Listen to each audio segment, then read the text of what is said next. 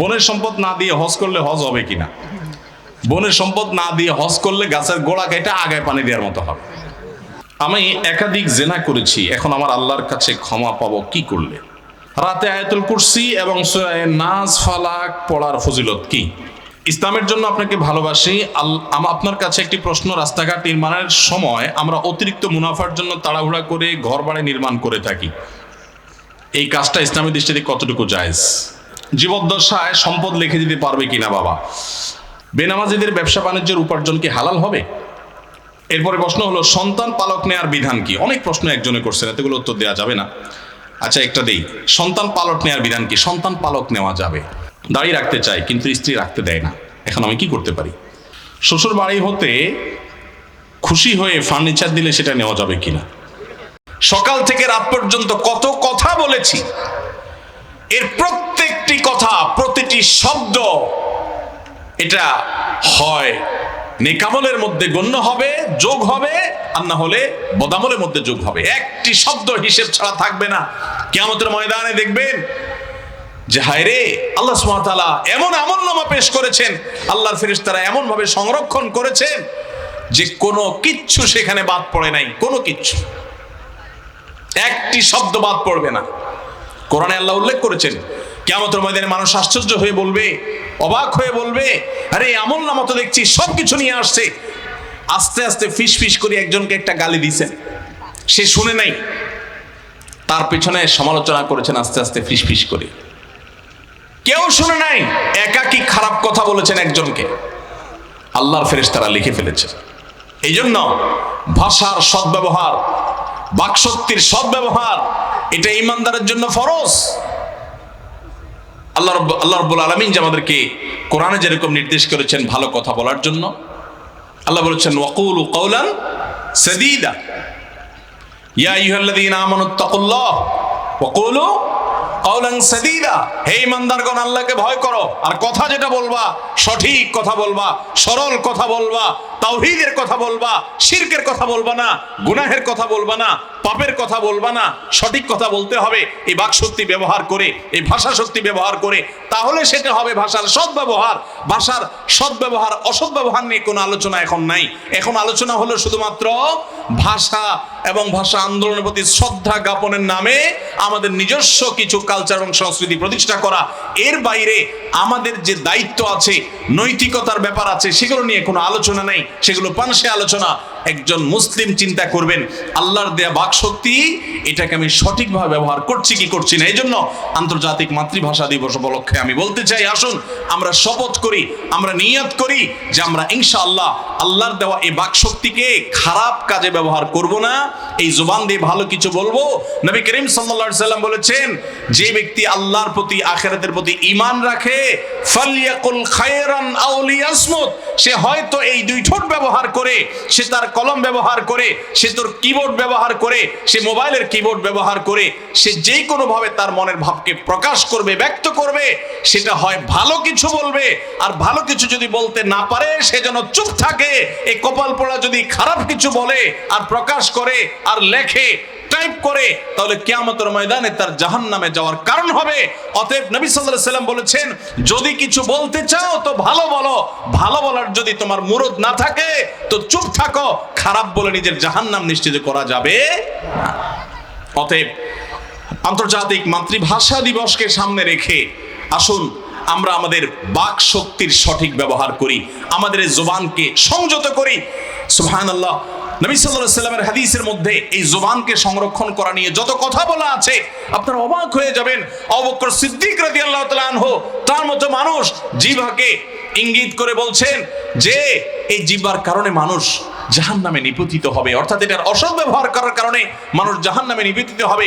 নবী সাল্লাল্লাহু আলাইহি ওয়াসাল্লাম বলেছেন, তোমাদের কেউ যদি তার শরীরের দুটি অঙ্গের দায়িত্ব নিতে পারে, মাইয়াজমানলি মা বাইনা লিহিয়াইহি ওয়া মা বাইনা রিজলাইহি, তোমাদের মধ্যে কেউ যদি দুই চোয়ালের মধ্যবর্তী অঙ্গ অর্থাৎ মুখ, এটার দায়িত্ব যদি কেউ নিতে পারে, এবং দুই রানের মধ্যবর্তী অঙ্গ, দুই পায়ের মধ্যবর্তী অঙ্গ তার লজ্জাস্থান, এটার নিয়ন্ত্রণ করার দায়িত্ব যদি কেউ নিতে পারে, যে অন্যায় কাজে ব্যবহার করবে না, এই দুটি অঙ্গের দায়িত্ব যদি নিতে পারে কেউ, নবীজি সাল্লাল্লাহু আলাইহি ওয়াসাল্লাম বলেছেন, আদমান লাহুল জান্নাহ, আমি তার জান্নাতের দায়িত্ব নিয়ে নিলাম।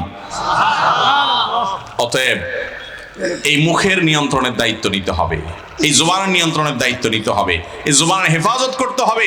এই জুবান দিয়ে গীবত করা যাবে না, এই জুবান দিয়ে গালিগালাজ করা যাবে না, এই জুবান দিয়া, এই বাকশক্তি দিয়া ঝগড়া করা যাবে না, এই বাকশক্তি দিয়া কারোর পেছনে সমালোচনা করা যাবে না, এই বাকশক্তি দিয়া কারোর নামে মিথ্যা অপবাদ রটানো যাবে না, এই বাকশক্তি দিয়া কোনো অন্যায় করা যাবে না, কাউকে প্রতারিত করা যাবে না, 2 নম্বরই করা যাবে না, অতিরিক্ত প্রশংসা করে অসৎ উদ্দেশ্য বাস্তবায়ন করা যাবে না। এই জুবানের প্রত্যেকটা শব্দের ব্যবহারের ব্যাপারে কিয়ামতের ময়দানে আল্লাহ তাআলা জিজ্ঞাসাবাদের মুখোমুখি করবেন। একটি শব্দের উচ্চারণেরও বিচার ছাড়া এক কদম সামনে যাওয়া যাবে না। এই জন্য এই জুবান দিয়ে আমরা ভালো কিছু বলবো। জুবান বলতে শুধু মুখ উদ্দেশ্য নয়, আল্লাহ তাআলা মনের ভাব ব্যক্ত করার যত ক্ষমতা দিয়েছেন, সেটা কিবোর্ডে হোক, সেটা মোবাইলে হোক, সেটা আপনার কলম দ্বারাই হোক, সেটা মুখ দ্বারাই হোক, সেটা যেভাবেই হোক না কেন, আল্লাহ তাআলা আমাদের সবাইকে আমাদের আল্লাহর দেওয়া এই বাক শক্তির সঠিক ব্যবহার করার তৌফিক দান করুন। সবাই মিথ্যা কথা ছাড়বো তো ইনশাআল্লাহ। জ্ঞাতসারে কখনো মিথ্যা কথা বলবো না, গালিগালাজ করবো না, মন্দ কথা বলবো না, কটু কথা বলবো না, খারাপ কথা বলবো না, কারোর সাথে ঝগড়াঝাটি করবো না, আল্লাহর দেওয়া বাক শক্তিকে ভুল কাজে, খারাপ কাজে ব্যবহার করবো না, করবো না ইনশাআল্লাহ। সবাই নিয়ত করছেন তো ইনশাআল্লাহ? আল্লাহ আমাদের সবাইকে তৌফিক দান করুন। তাহলে আন্তর্জাতিক মাতৃভাষা দিবস উপলক্ষে তৃতীয় করণীয় বললাম, ভাষার সদ্ব্যবহার করব, চেষ্টা করা যাবে না ইনশাআল্লাহ? 4 নম্বর, এটা দিয়ে শেষ করব। 4 নম্বর হলো, আন্তর্জাতিক মাতৃভাষা দিবস উপলক্ষে আসুন আমরা ভাষার বিকৃতি পরিহার করি। ভাষার বিকৃতি বিভিন্নভাবে হয় ভাই। আমি খুব বিস্তারিত আলোচনা যাব না, সময় কম। শুধু এটুকু বলি যে আমাদের প্রিয় নবী সাল্লাল্লাহু আলাইহি ওয়াসাল্লাম যে কথা বলতেন, সেই কথাগুলোকে বলা হয় হাদিস, তাই না? তার সে হাদিসগুলো এখনো পর্যন্ত প্রতিটি কথা লিপিবদ্ধ আছে, সংরক্ষিত আছে। আমি শুরুতে বলেছিলাম, পৃথিবীতে যদি কোনো মানুষ অমর থাকে, কেউ যদি অমর থাকে, অর্থাৎ মরেও তথাকথিত অমর হয়, মরার পরও তাদের আলোচনা জিয়ে থাকে, তাদের আলোচনা পৃথিবী থেকে নিভে যায় না, মুছে যায় না, এরকম যদি কোনো মানুষ দেখতে চান, একমাত্র আল্লাহর প্রতি ইমানদারেরা, আল্লাহর প্রতি যাদের ইমান নাই, বেঈমান, আল্লাহদ্রোহী, আখিরাতের প্রতি অবিশ্বাসী, এই মানুষগুলো যত পপুলার হোক, যত পাওয়ারফুল হোক, হাজার হাজার বছর ধরে তাদের নাম পৃথিবীতে কখনো থাকেনি, থাকবেও না। আমাদের নবী সাল্লাল্লাহু আলাইহি সাল্লামের কথা আপনি চিন্তা করেন, 1450 বছর আগে চলে গেছেন। কোথায় নিজের স্ত্রীর সাথে একান্তে কি কথা বলেছেন, কোথায় কোন সাহাবীর কাছে কি কথা বলেছেন, কোথায় কার দিকে তাকিয়েছেন, কতটুকু অ্যাঙ্গেলে তাকিয়েছেন, কোথায় কতটুকু কদম ফেলেছেন, কোথায় কতখানি থেকেছেন, কোথায় কি স্ট্র্যাটেজি অবলম্বন করেছেন, তার মুখনিসৃত প্রতিটা শব্দ, প্রতিটা কথাকে সংরক্ষণ করা হয়েছে হাদিস শাস্ত্রের নামে। এবং সেই হাদিস শাস্ত্রকে আবার সংরক্ষণ করবার জন্য অনেকগুলো শাস্ত্রের জন্ম দিয়েছেন হাদিস বিদ্বানরা, মুহাদ্দিসিনে কেরাম, রিজাল শাস্ত্র সহ অগণিত শাস্ত্র। এটা মানব ইতিহাসের বিরল ঘটনা। আরে ভাই, 1450 বছর আগে তো পরের কথা। আপনার জীবিত যে সমস্ত বড় বড় পপুলার ব্যক্তি, নেতা আছে, এদেরও প্রত্যেক কথা লিপিবদ্ধ করা হয় না, প্রতি কথা সংরক্ষণ করা হয় না। আল্লাহর নবী আল্লাহর কাছে এত মর্যাদাবান, তার মুখ দিয়া প্রতিটা শব্দ যা বের হয়েছে তা হাদিসের কিতাবে সংরক্ষিত আছে। এটা মিরাকল, এটা তার মুজিজা, এটা তার অলৌকিকত্ব, এটা আল্লাহর দান, এটা তার আল্লাহর শ্রেষ্ঠ বান্দা হওয়ার প্রমাণ। ভাইরা আমার, সেই যে হাদিসগুলো আছে, আপনারা অনেকে অবাক হবেন, যারা আরবি ভাষা সম্পর্কে সামান্য ধারণা রাখেন, খুব বেশি পাণ্ডিত্য লাগবে না, আরবি ভাষা সম্পর্কে প্রাথমিক ধারণা রাখেন, এরকম মানুষগুলো জেনে থাকবেন যে আমাদের নবী সাল্লাল্লাহু আলাইহি সাল্লামের হাদিসের মধ্যে একটি জায়গা পৃথিবীতে কোনো মায়ের ছেলে, কোনো বাপের সন্তান দেখাতে পারবে না যে একটা শব্দ এখানে অনুপযুক্ত বা এই শব্দটা এখানে খাটে না, তিনি ব্যবহার করেছেন। প্রতিটা শব্দ তার যথোপযুক্ত, শুদ্ধতার মানদণ্ডে শতভাগ উত্তীর্ণ, অলংকার, ভাষা, ব্যাকরণ, ভাষার যত রকমের আপনার মাপকাঠি আছে, মানদণ্ড আছে, সকল মানদণ্ডে নবী সাল্লাল্লাহু আলাইহি সাল্লামের প্রত্যেকটা হাদিস উত্তীর্ণ। আল্লাহর কসম, শুধুমাত্র একজন মুসলিম হিসাবে বলছি না, আরবি ভাষার একজন ছাত্র হিসাবে বলছি, আরবি ভাষা সম্পর্কে সামান্য ধারণা নিয়ে বলছি। নবী সাল্লাল্লাহু আলাইহি সাল্লামের হাদিসগুলোকে আজও পর্যন্ত আরবি ভাষাবিদ, আরবি সাহিত্যিক, কেউ ব্যক্তিগতভাবে অমুসলিমও থাকতে পারে, আরবদের মধ্যে অনেক অমুসলিম আছে, তারাও পর্যন্ত আজও পর্যন্ত নবী সাল্লাল্লাহু আলাইহি সাল্লামের হাদিসকে রেফারেন্স হিসাবে উল্লেখ করে বা উল্লেখ করা হয় যে তা এই হাদিসে তিনি এই শব্দের ব্যবহার করেছেন, এটা এই শব্দের ব্যবহারের প্রমাণ। আপনারা জানেন ডিকশনারিগুলোতে বিভিন্ন কবিতা, বিভিন্ন পংক্তি, বিভিন্ন আপনার ঐতিহাসিক ভাষাবিদদের ভাষাকে রেফারেন্স হিসাবে, উদাহরণ হিসাবে টানা হয়। প্রিয় নবী সাল্লাল্লাহু আলাইহি সাল্লামের ভাষা সেরকম যে তার ভাষাকে উদাহরণ হিসাবে টানা হয়। তার ভাষার মধ্যে অশুদ্ধতা, অনুপযুক্ত শব্দের চয়ন বা কোন প্রকার ত্রুটি, সেটা ব্যাকরণগত হোক, অলংকারগত হোক, অন্য কোনো দিক থেকে হোক, গ্রামারের দিক থেকে হোক, কোন দিক থেকে কোন ত্রুটি আজ পর্যন্ত পৃথিবীর কেউ আবিষ্কার করতে পারে নাই। আমাদের নবী সাল্লাল্লাহু আলাইহি সাল্লাম শুদ্ধ ভাষায় কথা বলতেন, শুদ্ধ ভাষা চর্চা করতেন, ভুলভাল কথা বলতেন না, ভুলভাল ভাষা ব্যবহার করতেন না, ভাষার বিকৃতি সাধন করতেন না। ভাইরা আমার, আপনি কোরআন যদি খোলেন আপনি দেখবেন কোরআনকে তো আল্লাহ তাআলা রীতিমতো কোরআনে বহু জায়গায় চ্যালেঞ্জ করেছেন যে এই কোরআনের অনুরূপ এরকম অলংকারে, এরকম সাহিত্য মানে, এরকম উন্নত সর্বদিক থেকে আরেকটা কোরআন নিয়ে আসো, আরেক কোরআনের মতো একটা ছোট সূরা নিয়ে আসো, আল্লাহ বারবার চ্যালেঞ্জ করেছেন। আজও পর্যন্ত কেউ দেখাতে পারেনি। এবং মক্কার মুশরিকেরা এই কোরআনের অলংকার, এর সাহিত্য মান, এর ভাষার যে মান, সেই ব্যাপারে প্রত্যেকটা মানুষ স্বীকৃতি দিয়েছে এবং তারা এর কাছে সারেন্ডার করতে বাধ্য হয়েছে। তুফাইল ইবনে আমর আদ-দুসি রাদিয়াল্লাহু তাআলা আনহু ইয়ামানের মানুষ ছিলেন, মক্কায় এসেছেন ওমরা করবার জন্য। তিনি যখন মক্কা এসেছেন তিনি শুনেছেন যে এখানে একজন ব্যক্তি নিজে নবী হয়েছেন, সে দাবি করেছেন। তাকে তার বন্ধুরা মক্কা যারা ছিল বলেছে যে কানে তুলা বা এই জাতীয় কিছু একটা দিয়ে রাখবা যাতে করে ওই লোকটার কথা শুনতে না পারো, কারণ শুনলে তুমি কিন্তু তার অনুসারী হয়ে যাবা, লোকটার কথা জাদুর মতো কাজ করে। উনি ঠিকই তাই করলেন। এরপরে হঠাৎ মনে হলো আমি এত বড় শিক্ষিত, এত বড় আরবি সাহিত্যিক, আমি তা কারোর কথার দ্বারা জাদুগ্রস্ত হয়ে যাব বা আমি তার অনুভক্ত হয়ে যাব, এটা কিভাবে সম্ভব? আমি কি এত বোকা মানুষ নাকি? তিনি সরায় ফেললেন। কোরআন তার কানে ভেসে আসলো, কোন জায়গা থেকে তেলাওয়াত হচ্ছে, তিনি শুনতে পেলেন। আল্লাহ তাআলা তাকে হেদায়েত দান করলেন। ওমর রাদিয়াল্লাহু তাআলা আনহুকে আল্লাহ হেদায়েত দান করলেন। পৃথিবীর ইতিহাসে অনেক বড় বড় মনীষীকে এই কোরআনের ভাষা তাদেরকে কোরআনের কাছে মাথা নত করতে, অর্থাৎ কোরআনের কাছে সারেন্ডার করতে বাধ্য করেছে। এই কোরআন ভাষা এবং সাহিত্য মানে, অলংকার মানে এই পরিমাণ উত্তীর্ণ, সেই কোরআন সর্বোচ্চ শুদ্ধ ভাষা এখানে চর্চা করা হয়েছে এবং আল্লাহ শিক্ষা দিয়েছেন। এই জন্য একজন মুসলিম সবসময় সুন্দর ভাষায় কথা বলবেন, মার্জিত ভাষায় কথা বলবেন। ওলামায়ে কেরাম দ্বীনের প্রচার করবেন, তারা সুন্দর ভাষায় কথা বলবেন, পরিষ্কার ভাষায় কথা বলবেন, মার্জিত ভাষায় কথা বলবেন। আল্লাহর নবী মুসা আলাইহিস সালামের কথার ভিতরে কিছুটা জড়তা ছিল, আল্লাহ তার ভাই হারুন আলাইহিস সালামকে তার সাথে সঙ্গী হিসাবে দিয়েছেন, কারণ তিনি তার ভাষা ছিল পরিষ্কার। অতএব শুদ্ধ ভাষা চর্চা করা, সুন্দর ভাষা চর্চা করা, এগুলো ইসলামের শিক্ষা। আঞ্চলিকতা এটা দূষণীয় নয়, প্রত্যেকটা অঞ্চলে মানুষকে আল্লাহ বিশেষত্ব দিয়েছেন। আপনি আঞ্চলিক ভাষা বলেন, কিন্তু সেই ভাষার ক্ষেত্রেও আপনি বিকৃতি বা ইচ্ছাকৃতভাবে ভাষার বিকৃতি সাধন হতে পারে, ভাষাকে ব্যঙ্গ হতে পারে, করা হতে পারে, এরকম ভাবে ব্যবহার করবেন না। আমাদের দেশে আজকাল যারা তথাকথিত শিক্ষিত, তাদের একটা শ্রেণী মানুষ আপনি দেখবেন যে তারা বাংলা ভাষাকে বিকৃত করে কথা বলে, বাঁকা বাঁকায় কথা বলে, বাংলিশে কথা বলে, অর্থাৎ বাংলা যোগ ইংলিশ সমান সমান বাংলিশ। তারা বাংরেজিতে কথা বলে, আছে না নাই? একটা হলো যে কিছু শব্দ আছে যেগুলোর ব্যবহার আমাদের মধ্যে এত বেশি যে সেগুলো বলতে এলে ইংরেজি চলে আসে। আমি বলছি অবচেতন মনে আমরা বলছি, কিন্তু আরেকটা হলো ইচ্ছাকৃতভাবে অপ্রয়োজনে বাংলা কথাটাকে ইংরেজি বলা, আছে না নাই? প্রায় সময় আপনি দেখবেন বিভিন্ন জায়গায় একটু শিক্ষিত মানুষ হলে, স্কুল কলেজে পড়ুয়া হলে, একটু আপনার ইংলিশ মিডিয়ামে পড়লে, অথবা বিভিন্ন পর্যায়ে আমরা দেখি যে একটু যদি ইংরেজি জানে, দেখবেন বাংলা কথাই বলতেছে, হঠাৎ করে ইংরেজি শুরু করে দিচ্ছে, আছে না নাই? কোনো প্রয়োজন ছাড়া।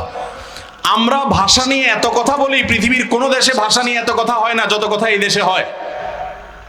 আমরা আন্তর্জাতিক মাতৃভাষা দিবস উদযাপন করি এবং এটি আমাদের ভাষা আন্দোলনকে ঘিরে হয়, কিন্তু দুঃখের বিষয় কি জানেন? আমাদের দেশে আমাদের নিজের মায়ের ভাষা চর্চার ব্যাপারে এখনো আমাদের মধ্যে প্রচন্ড রকমের হীনমন্যতা আছে, এখনো অনেক হীনমন্যতা আছে। আমি প্রায় সময় বলার চেষ্টা করি, আরাবিয়ানরা, মধ্যপ্রাচ্যের মানুষেরা, সৌদি আরব, দুবাই, কাতার, ইয়ামান, এই সমস্ত অঞ্চলের মানুষগুলো তারা তাদের ভাষায় কথা বলার ব্যাপারে খুবই সিরিয়াস, খুবই তারা আন্তরিক, খুবই তারা সচেষ্ট, কিন্তু আমরা আমাদের ভাষায় কথা বলার পরে এত গুরুত্ব দেই না। আমাদের ভাষার মধ্যে কিছু কিছু ইংরেজি ভাষা তো ঢুকে সেটা বাংলার মতো ব্যবহার হয়ে গেছে, সেগুলোর কথা ভিন্ন। কিন্তু এছাড়াও অপ্রয়োজনীয় ইংরেজি ভাষা দেখবেন যত্র তত্র, যেখানে সেখানে আমরা, হয়তো আমিও করছি অনেক ক্ষেত্রে, এটা আমাদের পুরো কালচারের সমস্যা, এটা আমাদের সংস্কৃতির সমস্যা। আমি প্রায় বলি মধ্যপ্রাচ্যের মানুষেরা তারা প্রতিটা ভাষা, প্রতিটা শব্দকে তাদের ভাষায় বলার চেষ্টা করে। আমি কিছু উপমা দিতে চাই আপনাদেরকে। আমরা বলি চেয়ার, তাই না? চেয়ার কি বাংলা না ইংরেজি? ইংরেজি। চেয়ারের বাংলা জিজ্ঞাসা করলে আমরা খুব কম মানুষই পাবো। কিন্তু মধ্যপ্রাচ্যের মানুষেরা চেয়ার বলে না। তারাও তো ইংরেজি বলতে পারতো। ইংরেজের দেশগুলো তাদের থেকে কাছে, আমাদের থেকে বরং অনেক দূরে। তারাও তো চেয়ার বলতে পারতো, তারা চেয়ার বলে না, তারা বলে কুরসি, আরবি। আমরা বলি ট্যাবলেট। ট্যাবলেট ইংরেজি না বাংলা? ইংরেজি। বলেন ট্যাবলেটের বাংলা কি? একজন বলে ক্যাপসুল। ট্যাবলেটের বাংলা হবে বড়ি। এখন দোকানে গিয়ে, ওষুধের দোকানে গিয়ে কেউ যদি বলে ভাই আমাকে এক পাতা ব্যথার বড়ি দিয়েন, তো মনে করবে লোকটা কি মূর্খ নাকি, অশিক্ষিত মানুষ। বড়ি বলতেছে, তা আদি যুগের মানুষ। হ্যাঁ, ট্যাবলেট বললে না শিক্ষিত শিক্ষিত মনে হইতো, তাই না? নিজের ভাষায় কথা বলছে, সেটা আদিম যুগের হয়ে গেছে। আর আরেকজনের ভাষায় কথা বলতেছে, সেটা খুব সচেতন এবং স্মার্টনেস হয়ে গেছে, আধুনিকতা হয়ে গেছে, তাই না? আমরা ট্যাবলেট বলি, ট্যাবলেটের বাংলা বড়ি বলছেন, অনেকে তো জানেও না। মধ্যপ্রাচ্যের মানুষেরা, আরাবিয়ানরা, তারা কিন্তু ট্যাবলেটকে ট্যাবলেট বলে না। তাদের মধ্যে এখন অধপতন শুরু হয়েছে, কিন্তু তারপরও এখনো তাদের মধ্যে ব্যাপক ব্যবহার। ট্যাবলেটকে ট্যাবলেট বলে না তারা। তারা বলে কি জানেন? সৌদি বা মিডল ইস্টের প্রবাসী নাই কেউ এখানে? কি বলে ট্যাবলেটে? হুবুব। হুবুব মানে ওই যে বড়ি আর কি, আরবিতে বলে আর কি তারা। বুঝেন নাই কথা? আমরা যে কম্পিউটার বলি, কম্পিউটার কি ইংরেজি না বাংলা? ইংরেজি। ইংরেজি না? কম্পিউটারের বাংলা কি বলে? কম্পিউটার বাংলা আমরা জানি? বলেন, এখানে এত মানুষ, কত শিক্ষিত মানুষ আছেন, বলেন কত স্কুলের টিচার আছেন, বলেন কম্পিউটার বাংলা কি?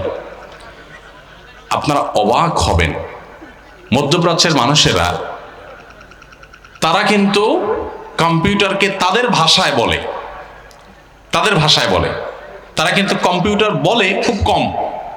তারা বলে আলাতুল হাসুব, মানে কম্পিউটার, মানে কম্পিউটারকে তাদের ভাষায় তারা অনুবাদ করে নিয়েছে। আমরা বলি ফুটবল, বাংলা না ইংরেজি এটা? ফুট মানে পাও, বল মানে গোল। তো আমরা বলি ফুটবল, ফুটবলের বাংলা কি?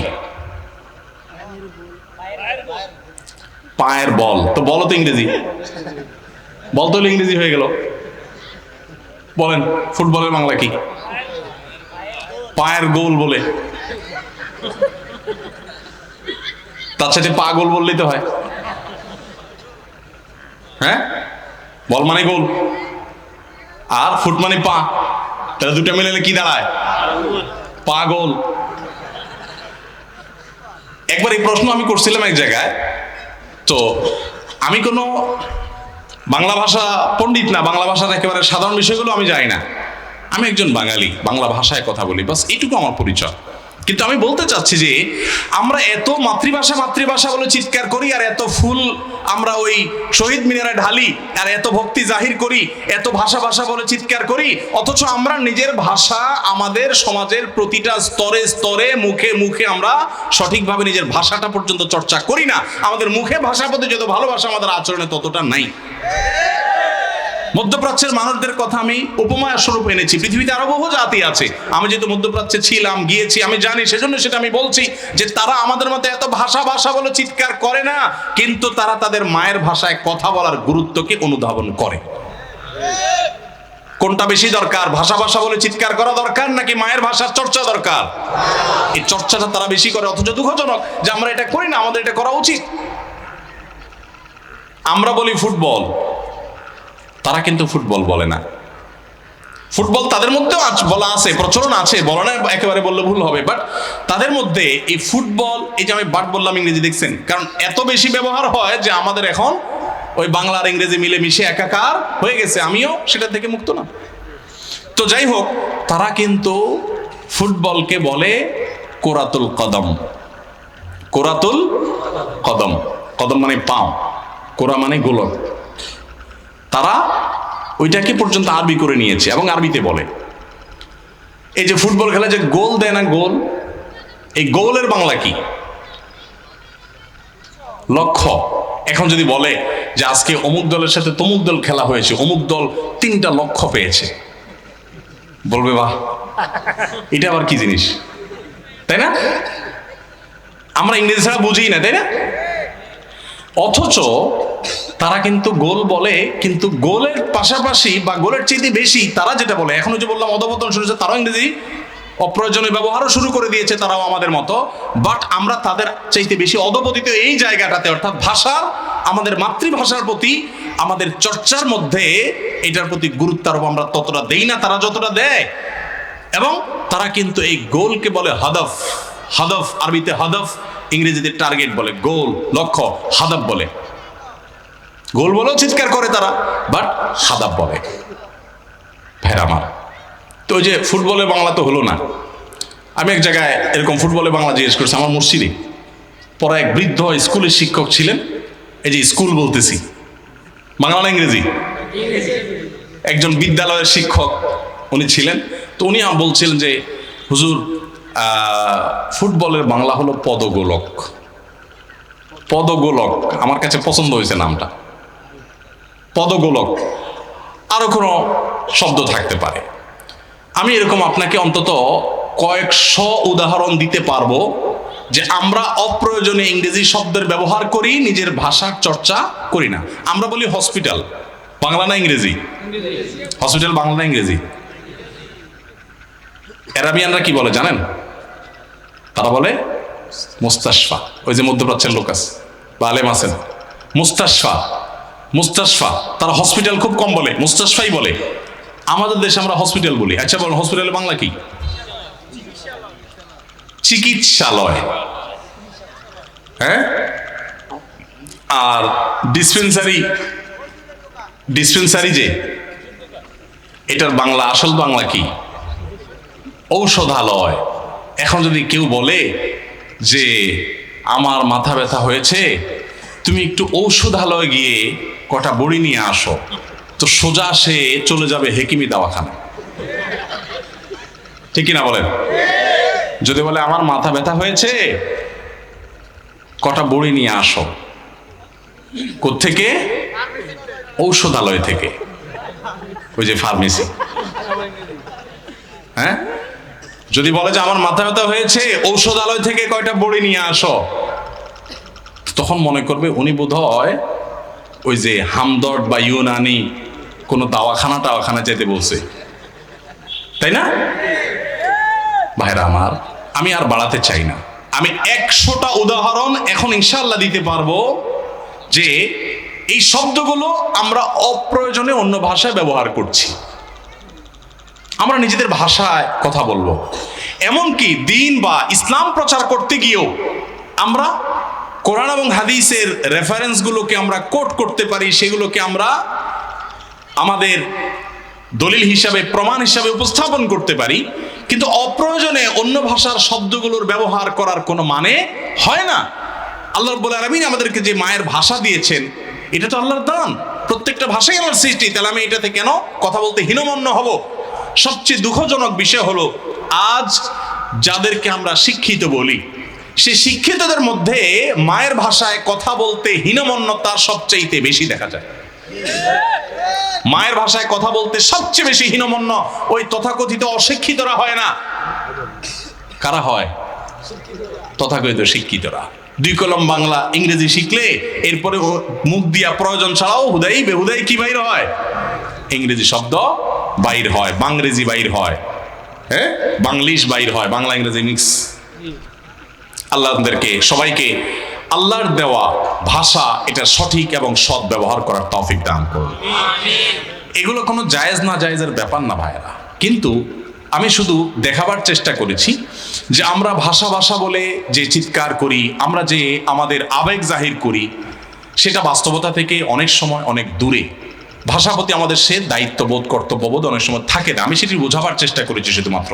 আমি এবার সামারিতে চলে যাচ্ছি।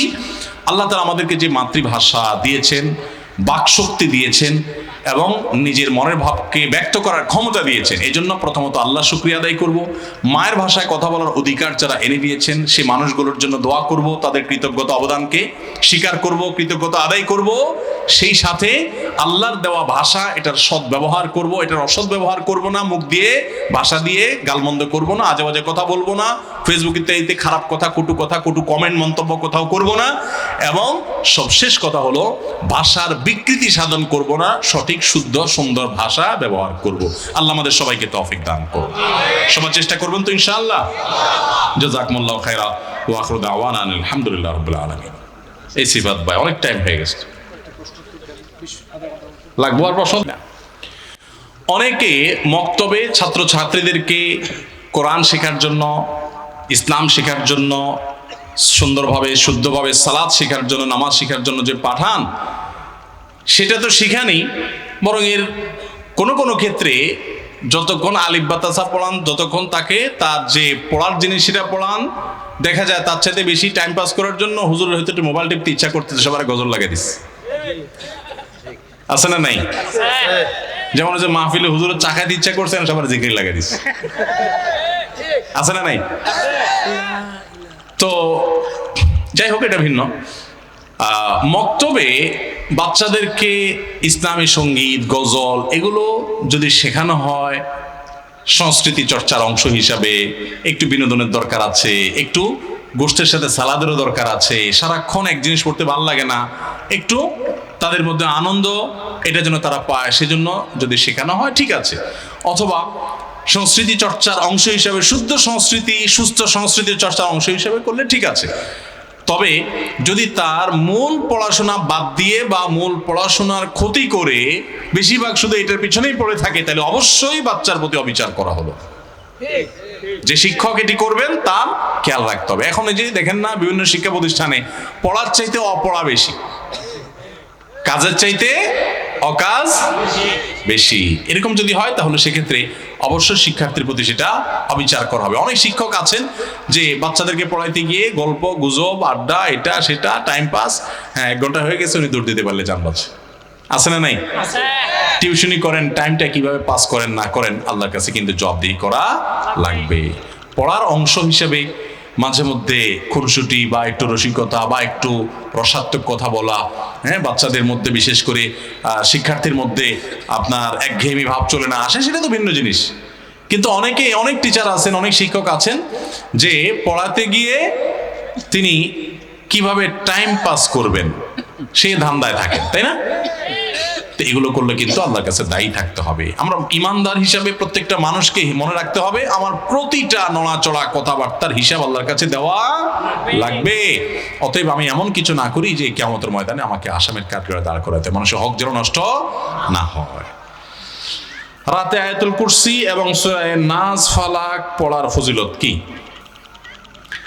রাতে আয়াতুল কুরসি পাঠ করা এটা অনেক ফজিলতপূর্ণ একটা আমল। ঘুমানোর আগে আয়াতুল কুরসি পড়বেন, আল্লাহু লা ইলাহা ইল্লা হুয়াল হাইয়ুল কাইয়্যুম লা তাখুযুহু সিনাতু ওয়ালা নাওম, শেষ পর্যন্ত।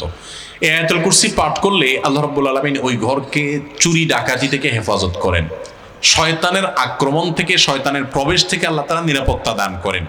অনেকে শয়তানের নানামুখী ওয়াসওয়াসায়, নানামুখী কুমন্ত্রণায় এবং ডিস্টার্বে, স্বপ্নে, ঘুমন্ত অবস্থায় নানাভাবে ক্ষতিগ্রস্ত হন। এগুলো থেকে বাঁচার জন্য রাতে আয়াতুল কুরসি পড়ে শোয়ার কোনো বিকল্প নাই। এটি বিশুদ্ধ হাদিস দ্বারা, বুখারী হাদিস দ্বারা প্রমাণিত যে শয়তানের পাকড়াও থেকে, আক্রমণ থেকে আল্লাহ তাআলা নিরাপদে রাখেন, হেফাজতে রাখেন, আল্লাহর নিরাপত্তা থাকা যায়। ঠিক একই ফজিলত রয়েছে 3 কুলেরও, সূরা ইখলাস, সূরা ফালাক, সূরা নাস, কুল হুয়াল্লাহ, কুল আউযু বিরাব্বিল ফালাক এবং কুল আউযু বিরাব্বিন নাস, 3 বার করে পাঠ করা। এবং আপনারা অনেকে হয়তো জেনে থাকবেন রাত এবং দিন এই 24 ঘন্টার ভিতরে 5 ওয়াক্ত সালাতের মধ্যে তো সূরা ফাতিহা প্রত্যেক রাকাতে পড়তেই হয়। এরপর ওয়াজিফা হিসাবে, মাসনুন জিকির হিসাবে কোরআনে কারীমের যে আয়াত বা সূরাগুলো সারা দিন রাতের ভিতরে সবচেয়ে বেশি সংখ্যক বার পড়তে হয় সেটা হলো এই 3 কুল এবং আয়াতুল কুরসি। কতবার পড়তে হয় আসুন আমরা একটু মিলাই দেখি। নবী করিম সাল্লাল্লাহু আলাইহি সাল্লাম 3 কুল, সূরা ইখলাস, সূরা ফালাক, সূরা নাস সকাল এবং সন্ধ্যায় 3বার করে পাঠ করতেন। তাহলে 3বার 6 বার হয়ে গেল, তাই না? 5 ওয়াক্ত নামাজের পরেও পাঠ করতেন, একবার করে পাঠ করতেন 5 ওয়াক্ত সালাতের পর এই 3 সূরা, কুল হুয়াল্লাহ, কুল আউযু বিরাব্বিল কুল আউযু বিন নাস, ফজরের পরে, যোহরের পরে, মাগরিবের পরেও, এশার পরেও একবার করে পাঠ করতেন। তাহলে 5 ওয়াক্তের পরে 5 বার, আর সকাল সন্ধ্যা 6 বার, 5 আর 6 কত হলো? 11 বার। ঘুমানোর আগে আবার 3বার করে পাঠ করতেন, 11 আর 3 কত হলো? 14 বার। দিনে কমপক্ষে 14 বার সূরা ইখলাস, 14 বার সূরা ফালাক, 14 বার সূরা নাস পড়া সুন্নাত। এর বাইরে নামাজের মধ্যে তো পাঠ করবেনই, আসেন। এরপর আসেন আয়াতুল কুরসি, একইভাবে সকাল সন্ধ্যায় নবী সাল্লাল্লাহু আলাইহি সাল্লাম পাঠ করতেন, 5 ওয়াক্ত সালাতের পরে পাঠ করতেন আয়াতুল কুরসি একবার করে, আর রাতে সময়ও পাঠ করতেন। এই জন্য আমি বলি, রাত এবং দিন 24 ঘন্টার ভিতরে কোরআনে কারীমের যেই অংশের তেলাওয়াত সবচেয়ে বেশি করতে হয় সূরা ফাতিহার পর, সেটা হলো এই 3 কুল এবং আয়াতুল কুরসি। এটা কত গুরুত্বপূর্ণ সেটা এখান থেকে বোঝা যায় যে কেন আমাদের প্রতিদিনের বাঁকে বাঁকে, মোড়ে মোড়ে, সকালে সন্ধ্যায় রাতে প্রত্যেকটা জায়গায় জায়গায় নামাজের পরে পরে আল্লাহ নবী সাল্লাল্লাহু আলাইহি ওয়াসাল্লাম এটা পাঠ করতেন। বোঝা গেল যে এটা আমাদের জন্য রক্ষা কবচ, এটা আমাদের জন্য অনেক বেশি উপকারী। বিশেষ করে সকালে পাঠ করলে সারাদিন, সন্ধ্যায় পাঠ করলে সারা রাতের জন্য আল্লাহর নিরাপত্তায় মানুষ চলে যায়।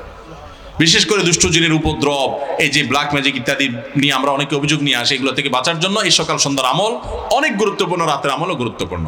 অতএব রাতে শোয়ার আগেও করব, আর সকাল সন্ধ্যায় করব, 5 ওয়াক্ত সালাতের পরেও করব। আল্লাহ আমাদের সবাইকে তৌফিক দান করুন। ইসলামের জন্য আপনাকে ভালোবাসি। আপনার কাছে একটি প্রশ্ন, রাস্তাঘাট নির্মাণের সময় আমরা অতিরিক্ত মুনাফার জন্য তাড়াহুড়া করে ঘর বাড়ি নির্মাণ করে থাকি, এই কাজটা ইসলামের দৃষ্টিতে কতটুকু জায়েজ? বুঝলাম না। রাস্তাঘাটের নির্মাণের সময় ঘর বাড়ি বানায় মানে এটা আবার কি? রাস্তাঘাট বানানোর সময় ঘর বাড়ি বানায় কি লাভ?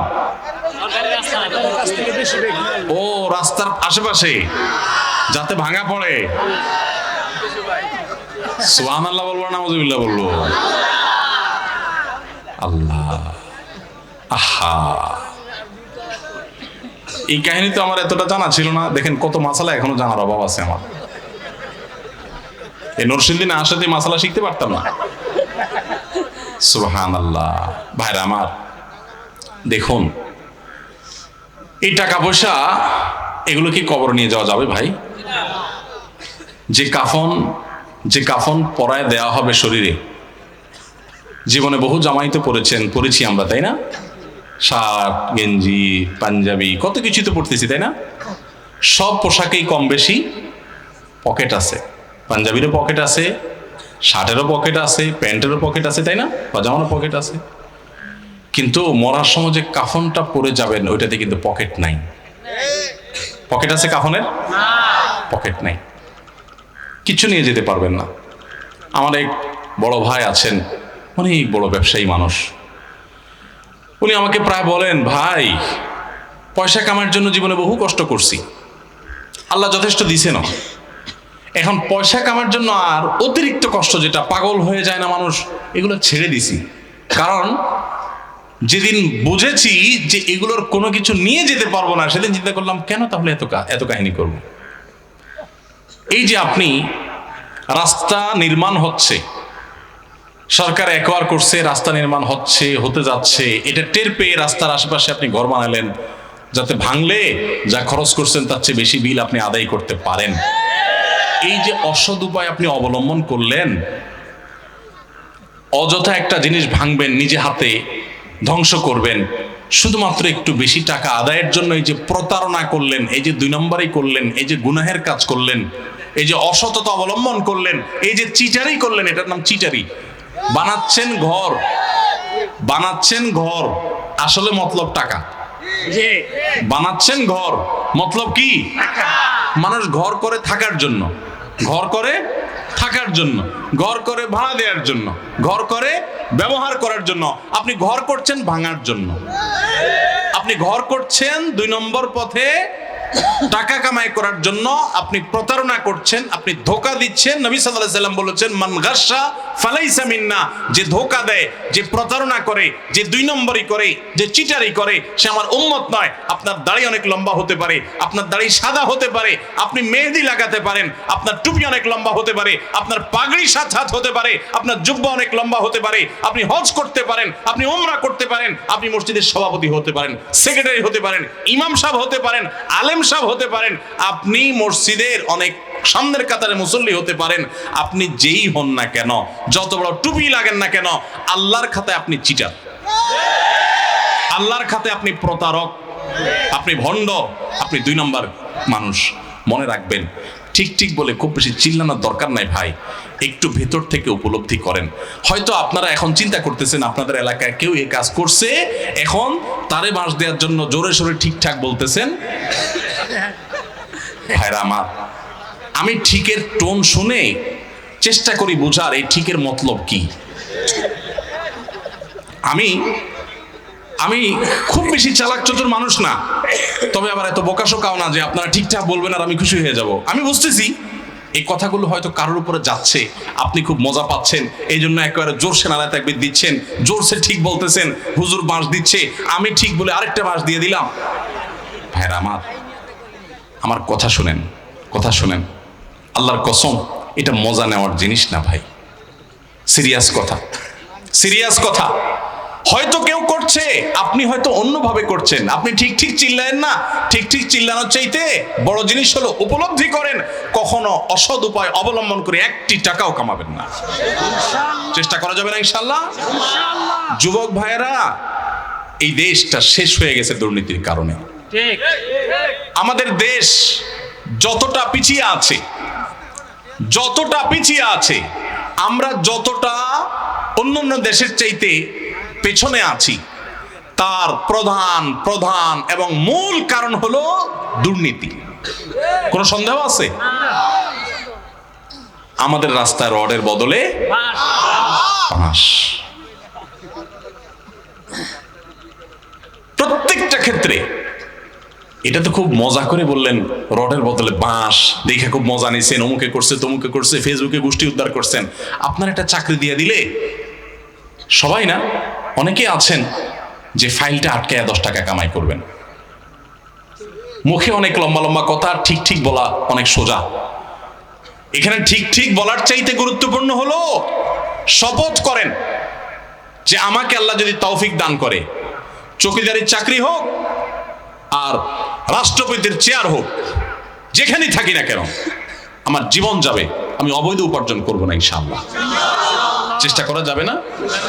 এই দেশটাকে সোনার দেশ হিসাবে গড়ে তোলার জন্য আমাদের সৎ হতে হবে, ইসলাম চর্চা প্রত্যেকটা ক্ষেত্রে করতে হবে। মসজিদে ইসলাম চর্চা করলেন, গায়ে গোত্রে ইসলাম রাখলেন, টুপি লাগালেন আর আপনার জুব্বা লাগালেন আর দাড়ি লাগালেন আর হজ আর উমরা করলেন, শুধু এর নামে ইসলাম না। ইসলামের অনেক গুরুত্বপূর্ণ একটা ফরজ বিধান হলো হালাল উপার্জন করা। 2 নম্বর পথে কামাই করবেন আর হাজি সাহেব সাজবেন। এই হাজিগিরির দাম মানুষের কাছে থাকতে পারে, আল্লাহর কাছে নাই। কথা কি বুঝাইতে পারছি আমি? এজন্য সংকল্প করেন অসৎ উপার্জন করবেন না। কিন্তু মুশকিল কি জানেন, আমার কথা শুনলে আপনার কপালে দুঃখ আছে। দুঃখ কি বলবো? দুঃখ হলো বিয়ে করার জন্য বউ পাবেন না। আরে বউ পাওয়া তো পরের কথা, নিজের মা বাপের কাছেও বিল পাবেন না। মা বাবা দেখবেন খুশি না, বলবে যে কি একটা ছেলে আমার, কি যে চাকরি করে। বলেন তো, পড়ালেন বলেন তো, হ্যাঁ, কি যে চাকরি করে, জামাটাও পাল্টাতে পারে নাই, কি যে চাকরি করে, বাড়িটাও করতে পারে নাই, কি যে চাকরি করে, কিছুই করতে পারে নাই। বাপ মাও বলবে, এলাকাবাসীও বলবে। এবং শুধু এটুকু বললে হয়তো, এক একটা আলপিন দিয়ে খোঁচা দিয়ে বলবে কি জানেন, এই যে অমুকের ছেলে এক লগে চাকরি করছে, কত কিছু করে ফেলছে, হ্যাঁ, বাড়ি 2 তলা জায়গায় 3 তলা করে ফেলছে, শহরে জমি রাখছে, দোকান রাখছে, কত কিছু করছে, মাশাআল্লাহ কি সুন্দর চকচকা গায়েব করে চলে আসে। আর আমার ছেলেটা কি যে করে আল্লাহ জানে। আছে না নাই? ওই চাচা দেখবেন অনেক সময় সামনের কাতারের মুসল্লি, তসবিহ ঠকিস না তসবির দানা। উনি হয়তো সুবহানাল্লাহ পড়ে, কিন্তু আচরণ বলতেছে সুবহানাল্লাহ না, মানুষকে নিজে ঠকিস না। এই টাইপের তসবিওয়ালা মানুষ আছে না নাই? ভাইরা আমার, আজকের মাহফিল থেকে যুবকরা একটু ওয়াদা করেন যে সৎ উপার্জন করব, হালাল উপার্জন করব ইনশাআল্লাহ। চেষ্টা করবেন তো ইনশাআল্লাহ? কিন্তু আমার এই কথা শুনলে কপালে দুঃখ আছে। আগে ভাগে বলে দেই দুঃখগুলা কি কি হইতে পারে। ওই যে বললাম, বিয়ে করার জন্য মেয়ে পাবেন না, কারণ মেয়ের বাবারা বলবে সরকারি চাকরি করে কিনা। সরকারি চাকরি করলে চুরির টাকা আছে, আর না হলে নাই। ঘুষের টাকা আছে, নাহলে নাই। এই জন্য মেয়ের বাবারা একটা চোর চায়, ছেলে চায় না। কি চায়? মেয়েটারে বিয়ে দিব ভাই, দেখেন তো একটা চোর পাওয়া যায় কিনা, সরকারি চাকরি করে কিনা। এটা তো বলে না, হাবভাব দ্বারা বোঝা যায়। আমি সরকারি চাকরি করলেই চোর এটা বলতেছি না, কিন্তু ভুল বুঝেন না। মানে মেয়ের বাবা সরকারি চাকরি ছাড়া চাকরি কেন দিবেন, আমি সেই কথা বলতেছি। সরকারি চাকরি করা হাজার লক্ষ বহু মানুষ আছেন, সৎ আছে না নাই? বহু মানুষ আছেন। কিন্তু আমি বলতেছি যে সরকারি চাকরি যদি ছোট্ট হয় তারপরেও মেয়ে দিবে, আর বেসরকারি চাকরি যদি বড় হয় তাও দিবে না। হয়তো এটার একটা কারণ এটাও যে সরকারি চাকরি এটা যায় না, এটার একটা গ্যারান্টি আছে। কিন্তু সাথে এটাও চিন্তা করতে হবে যে সরকারি চাকরির অনেক ক্ষেত্রে, সব ক্ষেত্রে না, অনেক ক্ষেত্রে চুরির সুযোগ আছে। তো আপনি সেটার চিন্তা করে যদি মেয়ের জামাই খোঁজেন, তাহলে আপনি তো ছেলে খুঁজতেছেন না, মেয়ের জন্য একটা চোর খুঁজতেছেন। আহা, আল্লাহ আমাদেরকে সততার সাথে জীবন যাপন করার তৌফিক দান করুন। শুনেন, এই যে ঠিক বলতেছেন না আমার সাথে, এগুলোর জন্য পয়সা কড়িও লাগে না, মেরুদণ্ডে জোরও লাগে না। এই সস্তা ঠিক বলা খুব সোজা। ওয়াজ মাহফিলে ঠিকও ঠিক, বেঠিকও ঠিক। হুজুর মাইক দিয়া যায় বলে, পাবলিক হুদাই ঠিক কয়। এই ঠিকের চাইতে গুরুত্বপূর্ণ কি জানেন? এখানে বেশিরভাগই যুবক সংকল্প করেন যে আমি চ্যালেঞ্জ নেব। এটার জন্য মেরুদণ্ডে শক্তি লাগবে, মেরুদণ্ড সোজা করে দাঁড়াতে শিখতে হবে। যে আমি সরকারি চাকরি যদি পাই, আমি দৃষ্টান্ত স্থাপন করবো। আলহামদুলিল্লাহ, বহু সরকারি চাকরি আছেন সৎ, আমার পরিচিত বহু লোক আছে। কিন্তু আমি দৃষ্টান্ত স্থাপন করে যে আমি অসৎ হব না। এটার জন্য ওই যে তীর আসবে কোত্থেকে? মেয়ের বাপের তীর মারবে, বউয়ে তীর মারবে, বাপমা তীর মারবে, এলাকাবাসী তীর মারবে। কি চাকরি করে? যখন বিদেশ যাই, প্রবাসী ভাইরা বলে, হুজুর কি বলতাম, মনের দুঃখ, এত টাকা পয়সা পাঠাই, তাও মা বাপের মন করতে পারি না। কি যে বিদেশ করো বাবা, তোমার কত পরে গেছে অমুকের ছেলে, পুরো এলাকা কি নালেস, পুরো এলাকা। আহা, চাচারা, বাবাজিরা, কান খাড়া করে শুনেন, কিয়ামতের ময়দানে জাহান্নামে ওই ছেলেকে ফেলানোর আগে আপনাকে উপর করে ফেলানো হবে। কারণ আপনি আপনার ছেলেকে চুরি করতে বাধ্য করেছেন। ওই স্ত্রীকে আল্লাহ তাআলা আগে নিক্ষেপ করবেন যে স্ত্রী তার স্বামীকে চুরি করতে বাধ্য করেছে, কারণ তার অপরাধটা আগে হয়েছে। ভাইরা আমার, সৎ মানুষের কোনো দাম এই সমাজে নাই। রাস্তা দেখবেন অমুক ভাই তমুক ভাই, সালাম আলাইকুম, তাই না? কিন্তু সৎ মানুষ 2 নম্বর পদে টাকা কামাই করে। প্রত্যেকটা এলাকাতে কিন্তু কম বেশি সৎ মানুষ আছে। সরকারি বেসরকারি চাকরি করছেন বিভিন্ন ক্ষেত্রে, সৎ আছে না বহু লোক? এলাকাবাসী কিন্তু চিনে কে সৎ কে অসৎ, তাই না? বেশিরভাগ ক্ষেত্রেই চিনে। এই সৎ মানুষদের কোনো দাম, আরে অন্য কোথাও তো দাম নাই। এই যে মাহফিলের মঞ্চেও দাম নাই। সব দেখবেন চোর ডাকাতদেরকে দাম, ভালো মানুষের কোনো দাম নাই। কয়টা মাহফিল পাবেন যে একজন সৎ নেককার মানুষকে এনে সেখানে পুরস্কার দেওয়া হয়? আমার 24 তারিখে একটা প্রোগ্রাম আছে কসবায়। তো আমার এক বন্ধু, একজন ডাক্তার, বিসিএস ডাক্তার, ওনার মাহফিল। আমি ওনাকে গতকালকে আমার অফিসে আসছিল, বলছিলাম যে ভাই, বহু পুরস্কারই তো মাহফিলে দেই, আপনার এলাকাতে আমি একটা পুরস্কার দিব, সততার পুরস্কার, একটা না কিছু পুরস্কার আমার তরফ থেকে দেব। যে যুবকরা মা বাবার কথা শুনে এলাকায় কাউকে কষ্ট দেয় না, মাস্তানি গুন্ডামি বদমাইশি করে না, এরকম ভালো ছেলেদেরকে আনবেন স্টেজে, আমি একটু পুরস্কার দিব, ওদের কপালে একটু চুমু খাবো, কারণ সততার মূল্য এই সমাজে কেউ দেয় না। এই স্টেজ মসজিদের মিম্বর যদি না দেয় তো আল্লাহর জমিন থেকে সততা ধুয়ে মুছে চলে যাবে। মসজিদ কমিটিতেও দেখবেন যে সব চোর ডাকাত খুঁজে খুঁজে বাইর করে। আমি সবাইকে বলতেছি না, বা আবার ভুল বুঝেন না, বেশিরভাগ আমি সেটা বলছি। কয়টা মসজিদে আপনারা দেখেন যে মসজিদ কমিটিতে ভালো ভালো মানুষগুলোকে, যে এলাকার সবচেয়ে সৎ, সবচেয়ে ভালো মানুষ, সত্য কথা বলে, ধানাই ফানাই করে না, 2 নম্বরই করে না, এই মানুষগুলোকে খুঁজে খুঁজে এনে মসজিদে দায়িত্ব কয়টা মসজিদে দেওয়া হয় বলেন তো? নাই। কারণ আমরা সবাই চাই, আমরা হুজুররাও চাই যে মসজিদটা চকচক করুক, আমার কমিটির লোকজন চোর ডাকাত যাই হোক মসজিদ যেন চকচক করে। এটা কি ইসলাম? এটা ইসলাম না। আমার মাহফিলের চকচকের চাইতে গুরুত্বপূর্ণ হলো আমরা যেন সৎ হতে পারি।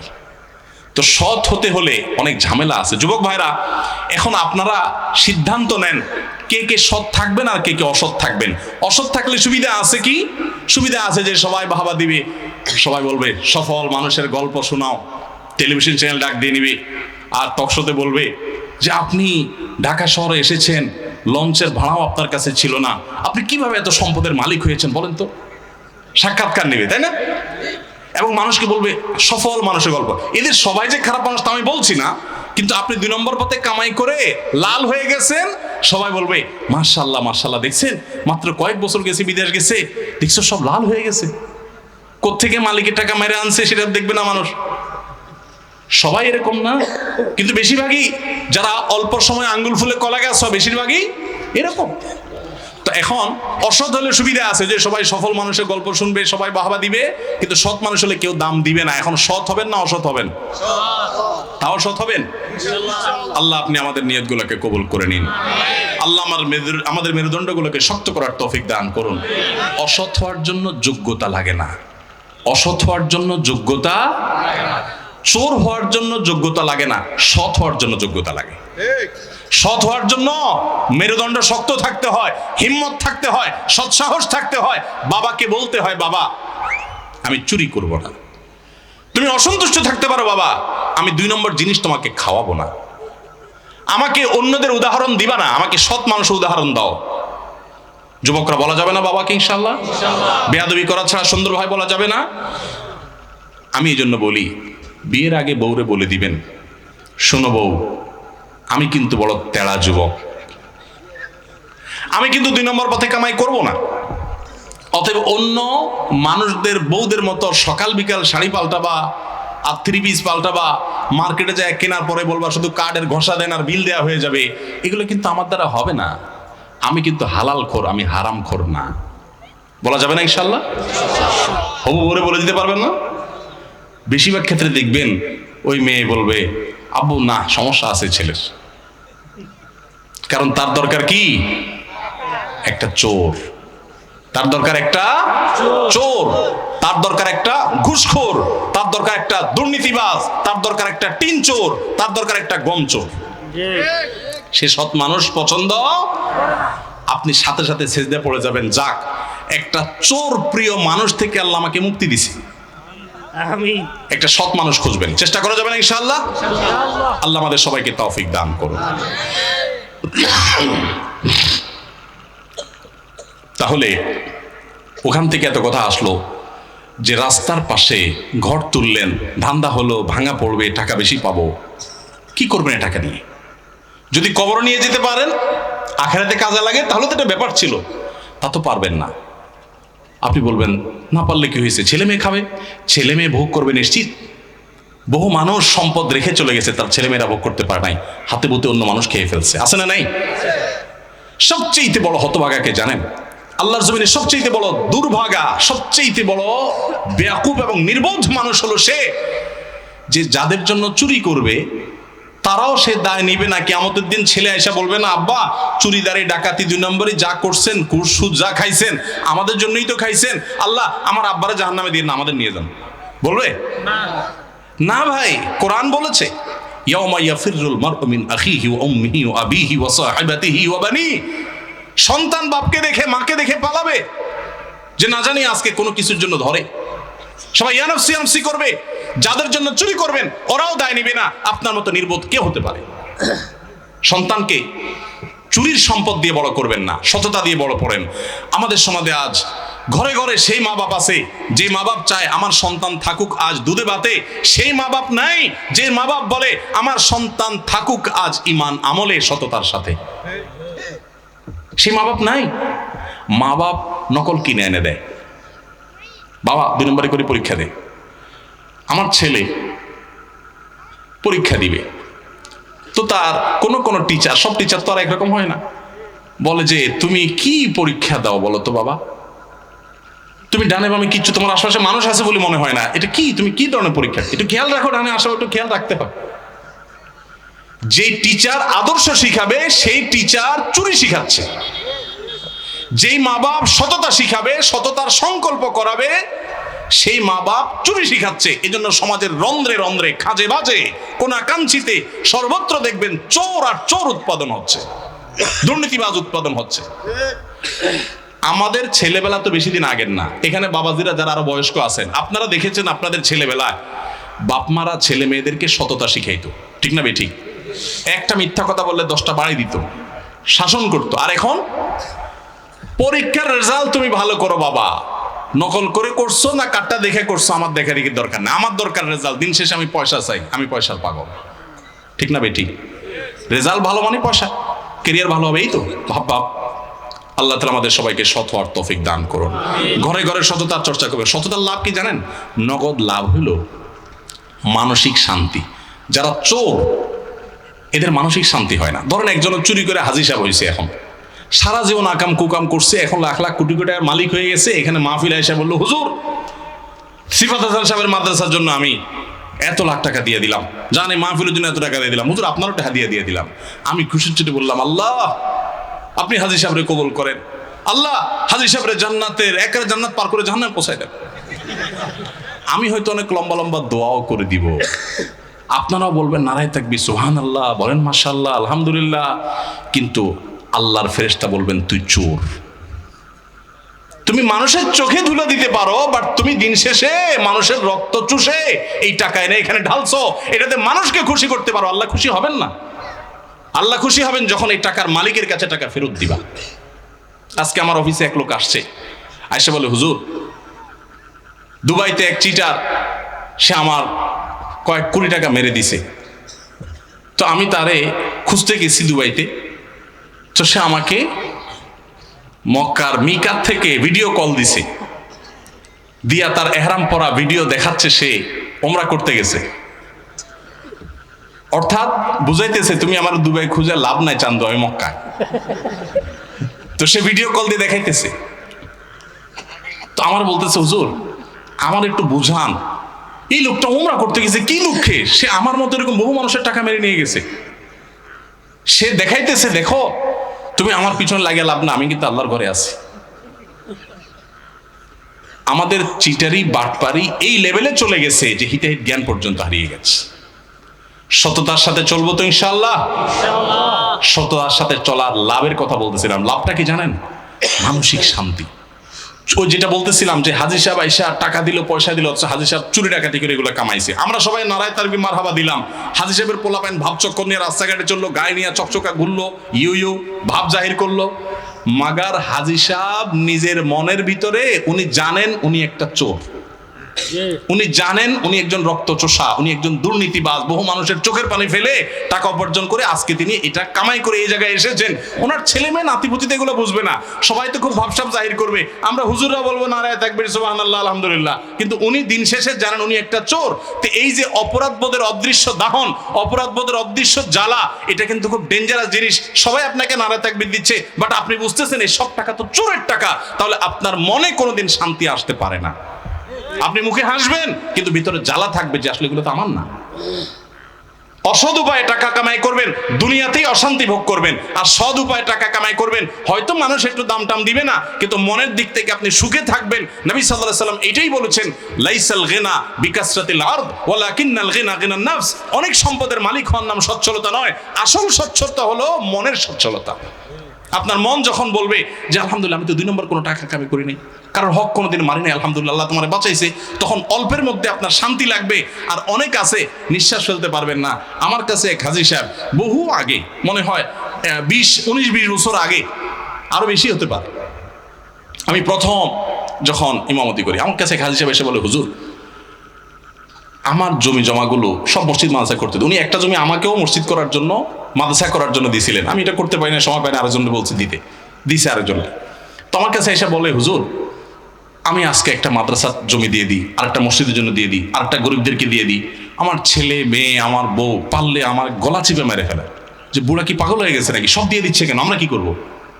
তো আমি বললাম ঠিকই তো, আমি তো ছেলেদের পক্ষে, ইসলাম তো বলেন আপনারা সব এভাবে দিয়ে দিতে, তারা কি মানুষের কাছে হাত পাতবে নাকি, তাদের জন্য রেখে যেতে বলছে ইসলাম, আপনি কেন সব দিয়ে দিচ্ছেন, কিছু দেন কিছু রাখেন।